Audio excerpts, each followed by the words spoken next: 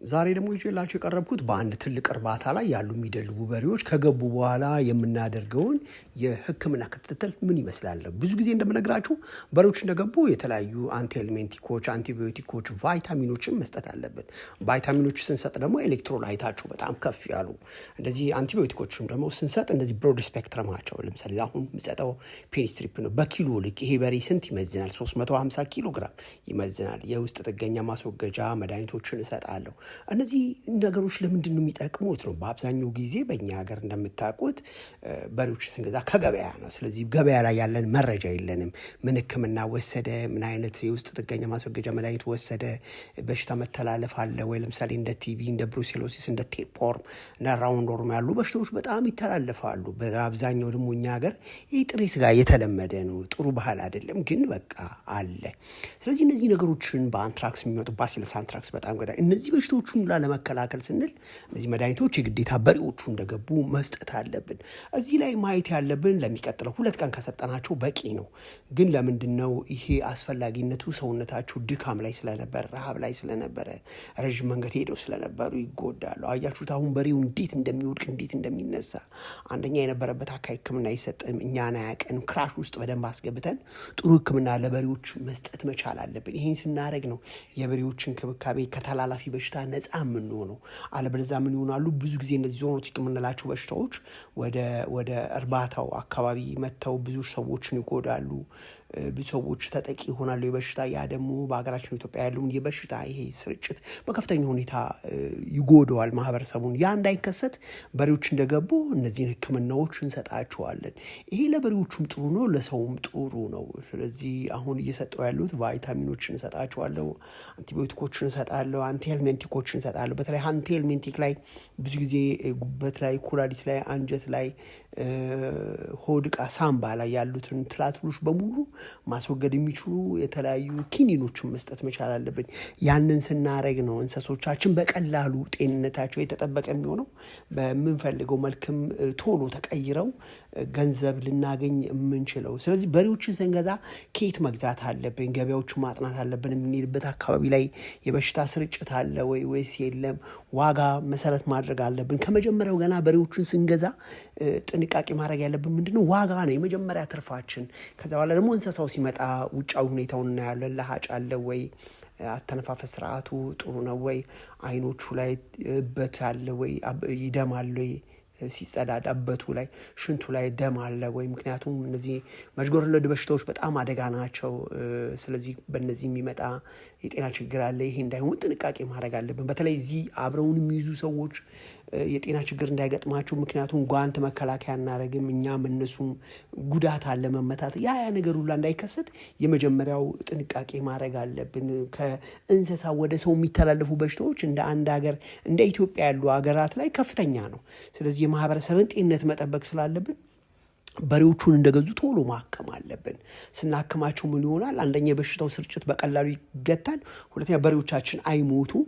በዚህ መልኩ የጤና እንክብካቤ፣ የጤና ክትትል እናደርጋለን። እዚህ ላይ የማሳያችሁ ምንድን ነው? አልቤክቲንን ነው። አልቤክቲን እጅግ በጣም ጥሩ የሆነ ኪኒን ነው። ይሄ ኪኒን እንስሶች እንደ ኪሎቸው ልንሰጣቸው ይገባል። አንድ በሬ ከ350 ኪሎ ግራም ጀምሮ ባለው ይሰጣል። እንግዲህ እነዚህ በሬዎች ይህን ሕክምና ካረግንላቸው በኋላ አሁን እያመጡ ያለው የጤናቸው ሁኔታ እንደምታዩት በጣም ግዙፍ ሆነዋል። እነዚህ በሬዎች አሁንም አሉ። ከገቡ ወደ 3 ወር ሆኗቸዋል። እንግዲህ ሲመጡ ሰውነታቸው እንዲህ አልነበረም። ግን ግዢ ላይ ደግሞ ምን አለው? አንዳንድ ጊዜ በቀላሉ የማይደልቡ በሬዎች አሉ።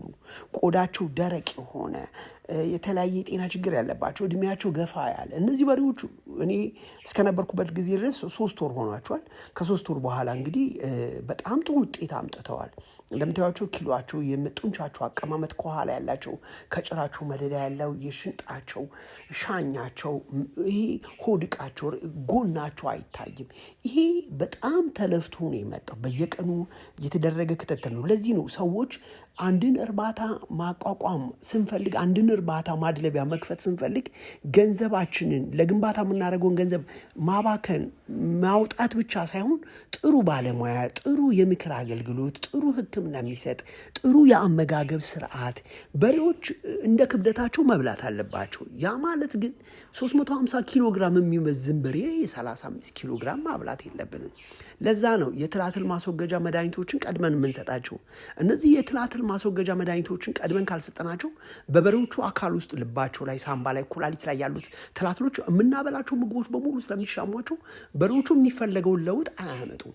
ስለዚህ ምን ይሆናሉ ማለት ነው? በሬዎቹ ይከሳሉ። ስለዚህ ይሄ የኪኒን ማዋጫ ነው። እያንዳንዳቸው በሬን በተገቢው መልኩ ያንን ኪኒን እንዲውጡ እናደርጋለን። ከዋጡ በኋላ ውጤቱን ደግሞ አብረን እናያለን። እነዚህ ኪኒኖች በስንት ቀን መደገም አለባቸው? እንዴት ያሉ ኪኒኖች ነው የምናውጠው? የትኛው ፓራሳይት ነው በደማቸው ውስጥ ያለው? ቶሎ እንዲቀየሩ በየስንት ቀን ይደገማል? የትኛው ነው? አልቤክቲን ነው የምንሰጠው? አልቤንዳዞል ካትል ነው? ኦክሲቴትራሳይክሊን ነው? ቴትራክሎዛል ነው? ፋሲኔክስ ነው? ማአት የንግድ ስሞች አሉ። እነዚህ ኪኒኖችን መጀመሪያ እበቱን አይተን መስጠት አለብን። እበቱን ስናየው እበቱ ላይ ያሉት ፓራሳይቶች ቴፕወርም ነው፣ ራውንድ ወርም ነው፣ አስካሪስ ነው። እነዚህ ነገሮች በሙሉ በአብዛኛው ጊዜ በታቸው ላይ ህይወት ስላላቸው ከከብቶች ወደ ከብቶች ስለሚተላለፉ ሁልጊዜ ምን ማድረግ አለብን? ጥንቃቄ ልናደርግ ይገባል። ስናውጥ በትክክል ውጠዋለሁ የበሬዎቹን ማየት አለብን። ይሄ ማዋጫ በቀጥታ ወዴት ነው የሚወስደው? ወደ ጉሮሮ ስለሚወስደው ጉሮሮ ላይ ከዋጠ በኋላ መጥፋት አለመጥፋቱ ማየት ማረጋገጥ አለብን። አለበለዚያ ውጤታችን የተሳካ አይሆንም። ስለዚህ ከዚህ ደግሞ ምን እናያለን? ሁልጊዜ ጠዋት ላይ ስንመጣ ዳሰሳ ጥናት ማድረግ፣ በሬው ኪሎ ጨምሯል አልጨመረም፣ በየሳምንቱ በየ15 ቀኑ ቢያንስ የበሬውን ክብደት መለካት መቻል አለብን።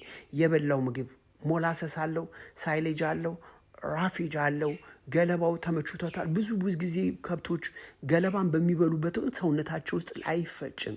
ያ ደግሞ ከፍተኛ የምግብ ውህደት እንዳይፋጠን ያደርጋል። ጨጓራቸው ውስጥ በከፍተኛ ሁኔታ ስለሚከማች ያ ከፍተኛ ብሎቲንግ ያመጣባቸዋል። ስለዚህ የምንሰጣቸው ገለባ የሚፈጭ ስስ ነው ወይ በቀላሉ ያላምጡታል ወይ ማየት አለብን። እዚህ ላይ አሁን ልጆቹ ሲያዩ እኛ እግረ መንገድ ምን እናያለን? አፉ አካባቢ ላይ ቁስል አለ ወይ? ምላሱ ላይ ቁስል አለ ወይ? ይህን ኪኒን ማውጠው ለምንድን ነው? የትኛውን ፓራሳይት ለማስወገድ ነው። በትክክል ደግሞ መዋጡን በደንብ ማየት አለብን፣ ማረጋገጥ መቻል አለብን። ካልዋጠ ምን ይሆናል? እንስሶች ብዙ ጊዜ ዋጡ ይመስለናል፣ ግን ካልዋጡ ውጤታቸው ኪሏቸው አይመጣም። ስለዚህ የፈለገ ጊዜ ብናበላ ኪሏቸው ካልመጣ ለእኛ ምን ይሆናል? ኪሳራ። ብዙ አርቢዎች የሚቸገሩት ምንድን ነው? በሬዎቹ ኪኒን ውጠዋል ይላሉ። የትኛውን ኪኒን እንደዋጠ ግን አያውቁም። በክብደቱ ልክ ነው ወይ የተሰጠው የሚለውንም አያውቁም።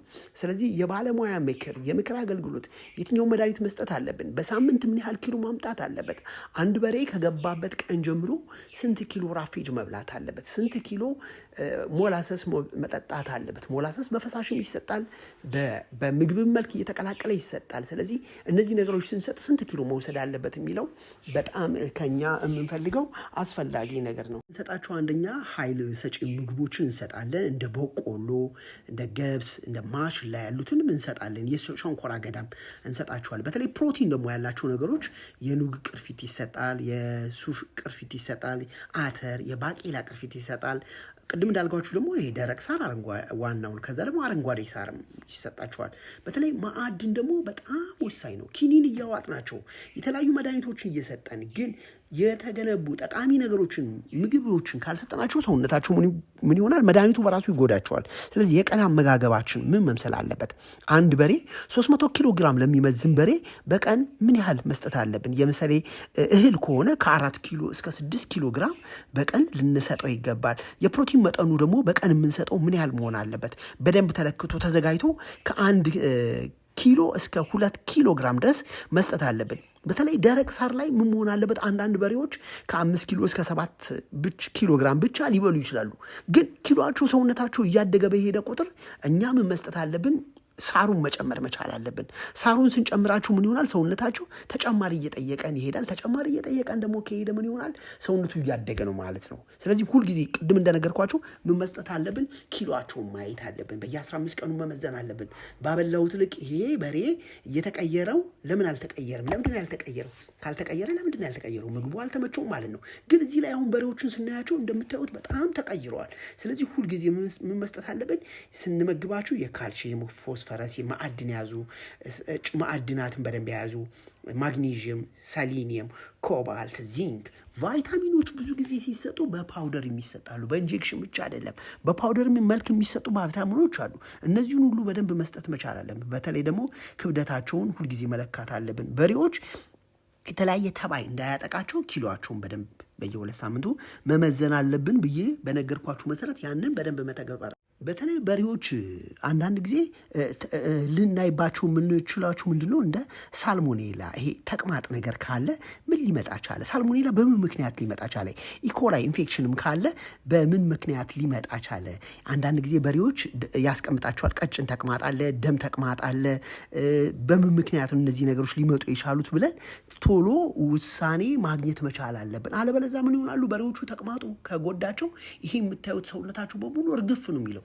አንድ በሬ የምግብ አለመመቸት በብዛት ከገጠመው ምግቡን አይበላ፣ እንደገና ደግሞ ሰውነቱ ይከሳል፣ ከዛ ደግሞ ተቅማጥ ይታያል። ስለዚህ ይሄ በሬን አያችሁት አሁን ንቃቱ ምን እንደሚያህል፣ የጡንቹ አቀማመጥ፣ የሻኛው አረማመዱ። አንዳንድ በሬዎችን ስንገዛቸው ሆድቃቸው ሰፊ ሆኑ አሉ። ይሄ በሬ አሁን ሆድቃው ሰፊ ነው። ከዛኛው በሬ ጋር ስናስተያየው ጥሩ ነው። ግን ብዙ ጊዜ ምንድነው የምንገዛቸው በሬዎች ሆዳቸው ሰፊ መሆን መቻል የለባቸውም። ሆዳቸው ጠበብ ያለ፣ ጡንቻቸው አካባቢ፣ የእግራቸው አካባቢ፣ ታፋቸው ደግሞ ከፍ ያለ መሆን አለበት።